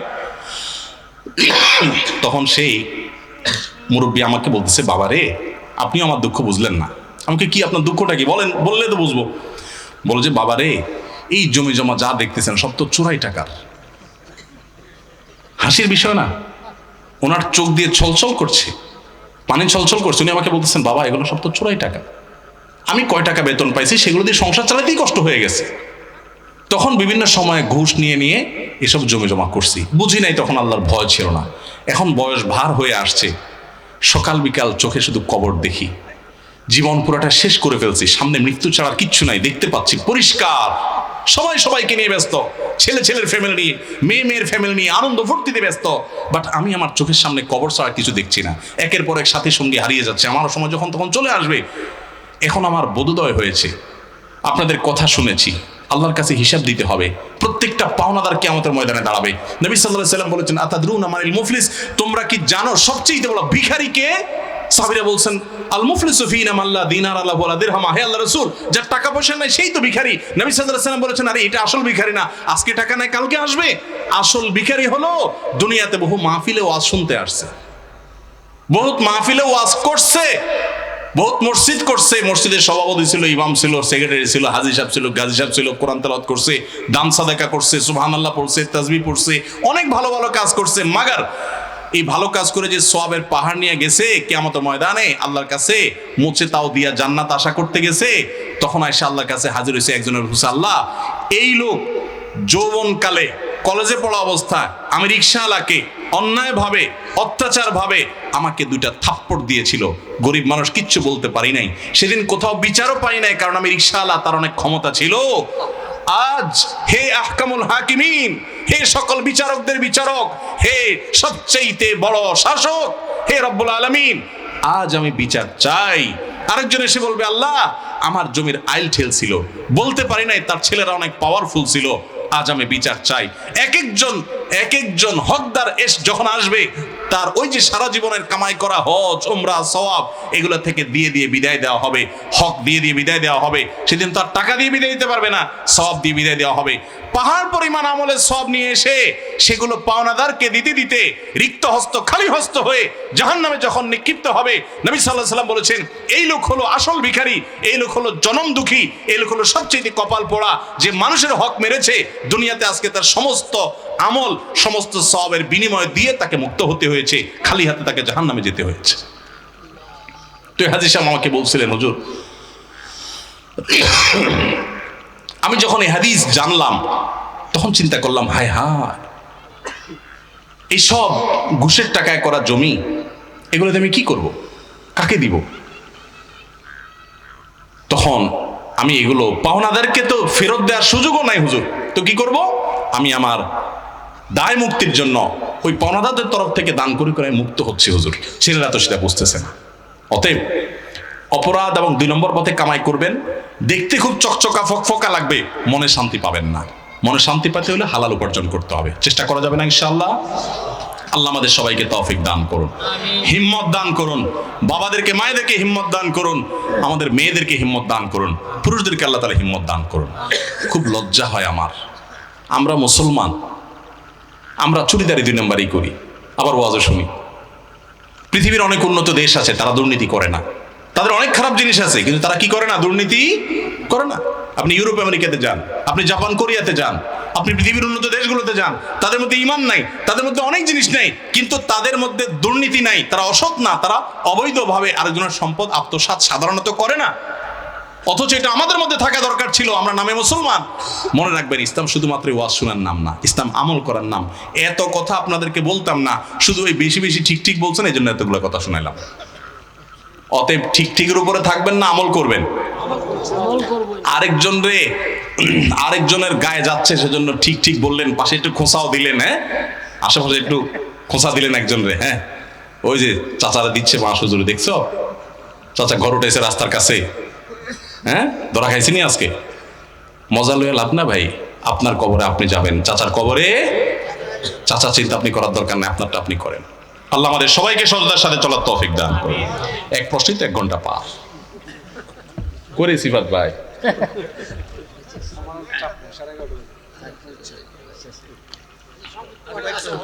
সংক্ষেপ করে দিব। সংক্ষেপ কিভাবে করি বলেন? জীবদ্দশায় সম্পদ লিখে দিতে পারবে কিনা বাবা?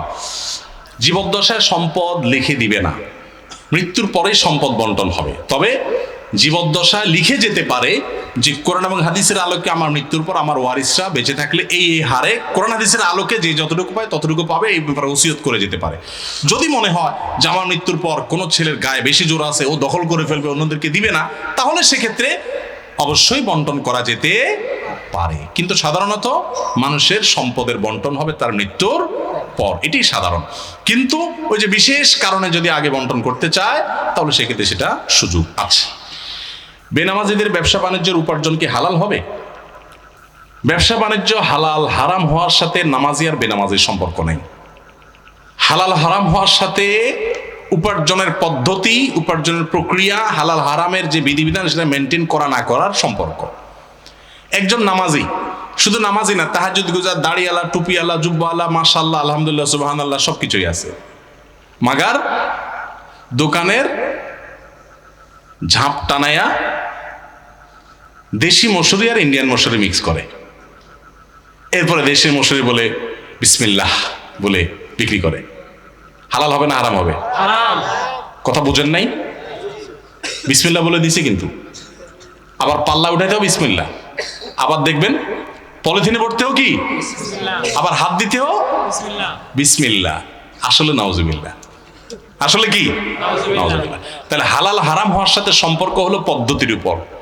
আপনি নামাজি না বেনামাজি সেটা আরেক জিনিস। বেনামাজি হয়েছেন, কবিরা গুনায় লিপ্ত হয়েছেন, জাহান্নামে যেতে পারেন, ঈমান চলে যেতে পারে, সেটা আরেক জিনিস। বাট উপার্জনের হালাল হারাম হওয়া নির্ভর করে আপনার সততার উপরে। আপনি সততার সাথে করেছেন হালাল, অসততার সাথে করেছেন, যত বড় নামাজি হন হারাম। কথা কি ক্লিয়ার?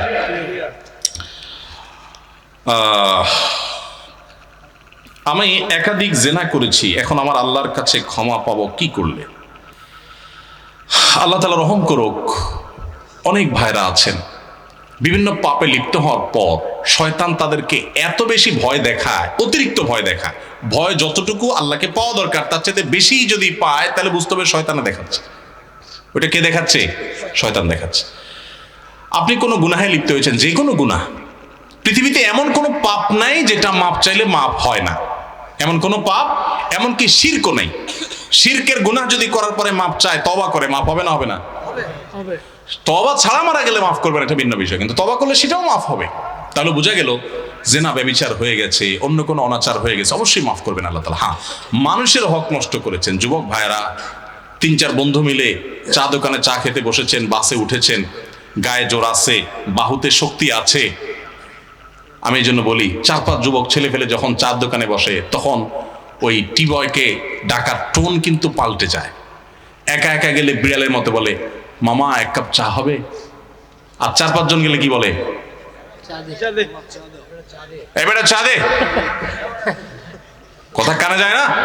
কতক্ষণ ধরে বসে রয়েছি, কারণ আশপাশে বন্ধু বান্ধব চা আছে, শরীরে একটু ভাব আসছে, তাই না? আহা, এই মাস্তানি, এটার বিচার হবে, এটার বিচার হবে। দুনিয়াতে সে বেচার বিচার পাবে না, কিয়ামতে বিচার। বুড়া বলে আপনি হাজির সাহেব হয়ে গেলেন, মাগার ওই যৌবনকালে যে মাস্তানি করে আসছেন, গুন্ডামি করে আসছেন, তার বিচার আল্লাহ করবেন। So be careful. এই যৌবনকে পাগলামি করে নষ্ট করবেন না, ঠিক আছে তো ইনশাআল্লাহ? যে কোনো অন্যায় করে আল্লাহ কাছে মাফ চাইলে মাফ করবেন, কিন্তু মানুষকে ওই যে ধাক্কা দিয়েছেন, গালি দিয়েছেন, অধিকার নষ্ট করেছেন, হক মেরেছেন, এগুলো কিন্তু আল্লাহ মাফ করবেন না, সাবধান। এই জন্য নবী করিম সাল্লাল্লাহু আলাইহি ওয়াসাল্লাম বলেছেন, সেদিন আসার আগে মাফ চেয়ে নাও, যেদিন কেউ কাউকে ছাড় দিবে না, কেউ কাউকে ছাড় দিবে না। গালি দিয়েছেন, রিকশালা ভাড়া দেন নাই, চুন থেকে নুন খসছে, কথা থেকে কথা বাড়ছে, তর্ক হয়ে গেছে, যাবেটা দিলাম না, কি করতে পারবি কর, চলে আসছেন, এটার ছাড় কিয়ামতের দিন হবে না। নবী সাল্লাল্লাহু আলাইহি ওয়াসাল্লাম বলেছেন, দুনিয়া থাকতে এগুলা মিটমাট করো, এই মামলা নিষ্পত্তি করো, তার হাতে পায়ে ধরে মাপ চেয়ে এটাকে শেষ করে যাও, কিয়ামতের ময়দানে কেউ কাউকে ছাড়বে না। অন্য কোনো অন্যায় করেছেন, জেনা হয়ে গেছে, আল্লাহর কাছে মাপ চাইছেন, তওবা করছেন, লজ্জিত হয়েছেন, আর কখনো করেন না, ফিরে আসছেন, ইনশাআল্লাহ মাফ করবেন আল্লাহ তাআলা। আল্লাহ বলেছেন, লা তাকনাতু মির রাহমাতিল্লাহ, আল্লাহর রহমত থেকে নিরাশ হইও না, ইন্নাল্লাহা ইয়াগফিরুয যুনুবা জামিআ, আল্লাহ সব গুনাহ মাফ করে দিবেন। অতএব জেনা করলেও আল্লাহ তাআলা কি করবেন? মাফ, কিন্তু তওবা করতে হবে খাঁটি অন্তরে, আর করা যাবে না, অনুতপ্ত হতে হবে। এরপরে প্রশ্ন হলো, সন্তান পালক নেয়ার বিধান কি? অনেক প্রশ্ন একজনে করছেন, এতগুলো উত্তর দেওয়া যাবে না। আচ্ছা, একটা দেই, সন্তান পালক নেওয়ার বিধান কি? সন্তান পালক নেওয়া যাবে। সন্তান পালক নিবেন মানুষের উপকার করার জন্য। একটা গরিব মানুষ, তার অনেকগুলো বাচ্চা আছে, পালতে পারে না, মাটা মরে গেছে, বাচ্চা পালন করার কেউ নাই, বাপটা মরে গেছে, ইতিম হয়ে গেছে, তখন তাকে নিয়ে আসেন, অথবা তার মার কাছে রাখেন, খাবার দাবার দেন, পড়াশোনার খরচ দেন, মানুষ করে দেন, পোশাক আশাক দেন, আদর যত্ন দেন, এটা আল্লাহর জন্য করবেন। এ হলো সন্তান পালক নেওয়ার কনসেপ্ট ইসলামে। আর আমরা সন্তান পালক নেই কোন ধান্দায়? বাবা ডাকবো, মা ডাকবে, এই মতলব। মানে আমার ছেলে মেয়ে নাই, তো একটু বাপ মা ডাক শুনতে মন চায়, এই জন্য আরেকজনের ছেলে নিয়ে আসলাম। এটা হওয়া উচিত না। হওয়া উচিত হলো যে ঠিক আছে, একটা বাচ্চা থাকলে ভালো লাগে, আরেকজনের বাচ্চা সে খাওয়াতে পড়াতে পারে না, আমি নিয়ে আসলাম, কিন্তু বলতে হবে, ভাই আপনার বাচ্চা আপনার, ওর কামা রোজগার আপনি খাবেন, বা আপনার সন্তান হিসাবেই থাকবে, আমি একটু লালন পালন করতে চাই, একটু তারা পালতে চাই, একটু নিজের কাছে রাখতে চাই, ভালো লাগে একটা বাচ্চার সাথে থাকলে, ঠিক আছে, এটা ঠিক আছে। কিন্তু আমাদের বেশিরভাগ লোক ছেলে মেয়ে হয় না, এখন বাপ মা ডাক শুনতে হবে, এই জন্য আরেকজনের সন্তান নিয়ে আসে, আইনা ওই বাপের নাম মুছে দেয়, মায়ের নাম মুছে দেয়, ওই পোলা জানেও না তার বাপকে মাকে, এরা নকল বাপ নকল মা সাজে, সারা জীবন এই নকল বাপ নকল মা ডাকে ডেকে দিন পার করে, ঠিক না ভাই? ঠিক, জায়েজ নাই। আল্লাহ বলেছে, উদউহুম লিআবাইহিম, তোমরা সন্তানকে তাদের বাপের নামে ডাকো, যে জন্মদাতা বাপ, জন্মদাতা বাপের নাম, গর্ভধারণকারী মায়ের নাম কখনো চেঞ্জ করা সম্ভব না, এটা হয় না কখনো। এই জন্য ওইভাবে লাল পালন পুত্র রাখা জায়েজ আছে, না হলে কিন্তু সেটা জায়েজ হবে না যদি তাদের বাপ মার নাম নিয়ে লুকোচুরি করেন অথবা কোনো রকম প্রতারণা করেন। দাঁড়িয়ে রাখতে চাই কিন্তু স্ত্রী রাখতে দেয় না, এখন আমি কি করতে পারি বলেন? সংক্ষেপ করে বলতে, এসব কথা কেমনে সংক্ষেপ করতাম বলেন? স্ত্রী যদি দাড়ি রাখতে না দেয়, কি বলে স্ত্রী? স্ত্রী বলে, দেখো তুমি দাড়িটা রাখিও না, কারণ তুমি দাড়ি রাখলে আমার কাছে ভাল লাগে না, কিরম খেত খেত লাগে, চাচা চাচা লাগে, আমার শরম লাগে, তুমি দাঁড়িয়ে রাখলে আমার কাছে ভাল লাগে না, এই তো বলে স্ত্রী। স্ত্রীকে বলবেন, ঠিক আছে, তোমার কাছে যখন ভালো লাগে না, এই দাঁড়িয়ে আমি কেন রাখবো? অবশ্যই ফেলে দিব, চেঁচে ফেলবো। তুমি যেটা পছন্দ করো আমি কেন রাখবো? তুমি আমার স্ত্রী। এরপরে বলবেন, আচ্ছা আমারও তো একটা কথা আছে, তোমার তো বলা হয় না, তোমার মাথার চুলগুলো আমার একদম ভাল লাগে না, একেবারে অপছন্দ, প্লিজ তুমি একটু শেভ করে ফেলো, একদম উমরা করে যেরকম নেড়া করে এরকম নেড়া করে ফেলো। এটা বলার পরে বউ কি বলবে? পরের লাইন কি হবে বলেন? বউ বলবে, সব ঠিক আছে তো তোমার? মানে মাথা কোনো সমস্যা হয় নাই তো? তোমার তো ডাক্তারের কাছে যাওয়া দরকার, মানসিক ডাক্তার দেখান, তো পাগল হয়ে গেছো, মেয়ে মানুষের চুল চাচ্ছে বলতেছো, তুমি তো পাগল হয়ে গেছো। এবার বলবেন, শেষ হয়েছে তোমার কথা? যদি কি শেষ, কি হইব? তো বলবেন যে আমিও তো ওইটাই বলতে চাইছিলাম। আমি বললে তো তুমি চেষ্টা, যে মেয়ে মানুষ আল্লাহ তার মাথায় চুল দিছে তার সৌন্দর্য, তো পুরুষ হিসেবে আল্লাহ আমাকে দাড়ি দিয়েছে, এটা তো তোমাকে দেয় নাই, মহিলাকে দেয় নাই, এটা তো পুরুষত্বের মার্কা, এটা পুরুষের মার্কা, এটা তো আরেকজনের না, এটা আমার আছে, এটা তো আমাকে আল্লাহ তাআলা দিয়েছেন, তোমাকে দেন না, এটা তো আমার মার্কা। এখন তুমি আমার মার্কাই দূর করে ফেললে তারপর তোমার কাছে ভালো লাগবে, তো তোমার মার্কা আমি দূর করে ফেললে আমার কাছে ভালো লাগুক, সেটা তুমি মানবা? সেটা যেহেতু তুমি মানতেছো না, আমার ডাক্তার কাছে নিতে চাচ্ছ, তো তোমারও ডাক্তার কাছে নেওয়া উচিত। এই জন্য আমি বলি, আপনারা রাগ করেন না, যাদের কাছে দাড়ি ভালো লাগে না তাদের হরমোন টেস্ট করা উচিত, তারা আসলে পুরুষ না মহিলা। কারণ পুরুষের কাছে দাড়ি ভাল লাগবে, মেয়েদের কাছে দাড়ি ভাল লাগবে না, এটাই স্বাভাবিক, আল্লাহ এভাবে সৃষ্টি করেছেন, তাই না? এখন পুরুষ হওয়ার পর আপনার কাছে দাড়ি ভাল লাগতেছে না, অথবা কোনো মেয়ে মানুষ সে পুরুষের মুখে দাড়িটা সহ্য করতে পারতেছে না, তাহলে এটাকে আসলে মহিলা কিনা এটা টেস্ট করা দরকার, এটা হরমোন টেস্ট করা উচিত। ভাইরা আমার, আপনারা রাগ করবেন না, আল্লাহ তাআলা এই দাড়িটা পুরুষকে দিয়েছেন, মোষটাও পুরুষকে, এই জন্য মোষ একটু একটু ছোট ছোট থাকতে হয়, আর দাড়ি লম্বা তো এটা আলামত। আর মেয়েকে আল্লাহ দেন নাই, অন্য সব কিছু তারও আছে, আপনারও আচ্ছা, এটা আপনার আলামত, আপনি আলামতই চেঞ্জ করে ফেলতে চাচ্ছেন। আপনি তো ওই যে 2 নম্বর একটা বাইরে হচ্ছে না, কি ট্রান্সজেন্ডার, এটা হইতে চাইতেছেন আপনি, যে মনে মনে ওই যে কি শয়তানি না আছে, সমকামিতা প্রতিষ্ঠা করার জন্য এক নতুন শয়তানি শুরু হয়েছে না। শিক্ষিতরা আমাদেরকে বুঝাতে চায় হুজুরদের মাথায় বুদ্ধিশুদ্ধি নাই, এগুলো মানসিক সমস্যায় মানুষগুলোর প্রতি সিম্পাথি দেখানো দরকার, মায়া দেখানো দরকার। আরে ভাই, বেচারা অসুস্থ, তারা ট্রিটমেন্ট করা দরকার। ট্রিটমেন্ট না করে আপনি সেটাকে এস্টাবলিশ করতে আসছেন।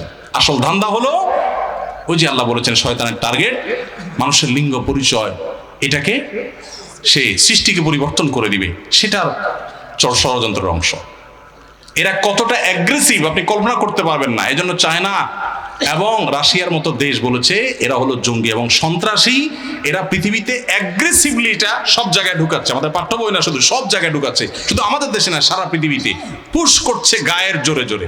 এরা বলে মত প্রকাশের স্বাধীনতা, কিন্তু আপনার মত প্রকাশের স্বাধীনতা না, আপনি তাদেরটা মানতে বাধ্য। এরা সেভাবে পুশ করাচ্ছে। তো যারা দাড়ি দেখতে পারে না, আমার কাছে তো সন্দেহ হয় যে এরা আসলে কি, পুরুষ না মহিলা। অতএব দাড়ি যাদের অপছন্দ হয় মহিলা হয়েও, তাদের হরমোন টেস্ট করা উচিত। শ্বশুর বাড়ি হতে খুশি হয়ে ফার্নিচার দিলে সেটা নেওয়া যাবে কিনা, খুশি হয়ে দিলে নেওয়া যাবে কিনা? ভাই, এখন ঘুষের অপর নাম হলো খুশি হয়ে দিলাম ভাই, এটা হলো ঘুষের অপর নাম। ঘুষকে এখন কেউ বলে না ভাই ঘুষ দিলাম, কি বলে? খুশি হয়ে দিলাম ভাই, ভাই আমি খুশি হয়ে দিলাম ভাই, আপনি মনে কিছু করেন না ভাই, আমার মনে কিছু নাই ভাই, আমি খুশি হয়ে দিলাম। এই জন্য আমি বলি ঘুষের অপর নাম হলো খুশি হয়ে দিলাম ভাই। যৌতুকের অপর নাম হলো শ্বশুররা খুশি হয়ে দিছে, যৌতুকের অপর নাম হলো খুশি হয়ে দিলাম বাবা। হ্যাঁ, এই যত খুশি হয়ে দিলাম দেখেন, এগুলো সবগুলোর ভিতরে ভেজালের গন্ধ আছে। এত খুশি হওয়া হয়ে লাগবে কেন? খুশি হয়ে আপনারা দেয়, আমার তো দেয় না। বুঝেন নাই কথা? আপনারা কেন দিচ্ছে, আমার তো দিচ্ছে না। ভাইরা আমার, মনে রাখবেন, আমি সবসময় একটা কথা বলি, একটা মেয়ের জন্ম থেকে নিয়ে বিবাহের উপযুক্ত হওয়া পর্যন্ত তার চিকিৎসা, তার খাবার দাবার, তার আবাসন, তাকে আদর যত্ন, তাকে পড়ালেখা, সবকিছু একজন মেয়ের বাবা করতে কত টাকা খরচ হয় বলেন? লক্ষ লক্ষ টাকা খরচ হয়, তাই না? কোনো টাকার ফিগার দিয়ে এটাকে ফিল আপ করা যাবে না। এরপরে রেডি করার পর মেয়েটাকে, আস্ত মেয়েটাকে তুলে গাড়িতে উঠে আপনার বাড়িতে দিয়ে দিচ্ছে সারা জীবনের জন্য। পড়ালেখা করেছে তো মেয়ের বাপ মা সুবিধা ভোগ করবে, আপনার ছেলে মেয়ে আপনার সংসারে যায়, আপনার বাপের বাড়িতে গিয়া। রান্নাটা শিখেছে তার মা, রান্না করে খাওয়াবে আপনার 14 গোষ্ঠীরে আপনাকে। তাকে বড় করেছে তার বাপ মা, আর তার সুবিধা ভোগ করবেন আপনি। আপনার তো উচিত শ্বশুর মশাইয়ের কাছে যায় বলা, আব্বাজি আম্মাজি আপনাদের এই মেয়েকে জন্ম থেকে এই পর্যন্ত বড় করতে মোট কত টাকা, কত পয়সা, কত কষ্ট, কত রাত জাগা, কত কি করেছেন, এই সবগুলো হিসাব করে ফিগার দেন। আমি ফকিন্নির ভূত যদি সব দিতে নাও পারি, চেষ্টাটা করব। বলা উচিত তো সেটা, সেটা না করে উল্টা বলতেছেন আব্বাজি এখন ফ্রিজ তো আমার দরকার না, আপনার মেয়েরই তো লাগে একটা। মোটরসাইকেল তো আমার না হইলেও চলে, আমি তো এমনিও যেতে পারি, কিন্তু আপনার মেয়ের জন্য তো একটা মোটরসাইকেল লাগে। আমি এই জন্য বলি, এই মানুষগুলোর ভাঙা থালা নিয়ে রাস্তায় বসা উচিত। এই যৌতুক নেওয়ার চাইতে ভিক্ষা করা অনেক উত্তম। আবার একইভাবে অনেক মেয়ের বাবারা ইয়া মোটা অঙ্কের মোহর ধরা ছাড়া মেয়ে বিয়ে দেয় না, আছে না নাই? ছেলেরা বিয়ে করতে পারে না তাদের মোহরের অত্যাচারে, সেটাও আরেক জুলুম। মনে রাখবেন, এই জুলুমগুলো আমাদের অশান্তির পথে নিয়ে যায়। এখন এই যে সংসারে শান্তি নেই, দেখেন যত বিয়ে হয়, বিয়ের হাবভাব দেখলে মনে হয় আরে বাবা গোটা জগৎ মনে হয় জয় করে ফেলবে। ইয়া বড় গেট, বিশাল বড় প্যান্ডেল, 2 মাইল পর্যন্ত লাইটিং, কি বিশাল আয়োজন, হাজার হাজার মানুষ খাচ্ছে, ডোল তবলার আওয়াজের চোটে মানুষের বদদোয়া, বাচ্চার কষ্ট, হার্টের রোগীর জীবন শেষ, সব ধ্বংস হয়ে যাচ্ছে। উনি কিছু একটা গড়ায় ফেলতেছে, বিয়ে করে ফেলতেছে, বিয়ে হইতে না হইতে ভাঙতে দেরি নেই। ঠিক না বেটি? যত গর্জে তত বর্ষে। আর ওই যে চাচা জেঠারা আছে এখানে, বাপ চাচারা আছে, মুরব্বীরা আছে, ভিতরে ভিতরে একটু খোঁজ নেন তো। বিয়ের সময় এই সমস্ত আপনাদের মতো এত ডোল তবলা বাজানি তো পরের কথা, এত ডাকডোল পিটানো তো করার কথা, এত জাকজমক করা তো পরের কথা। কোন রকম যে বিয়ে করে চলে আসছে, টেরও পায় নাই তেমন কেউ, চুপে চাপে বা অল্প স্বল্পর মধ্যে সেরে ফেলছে।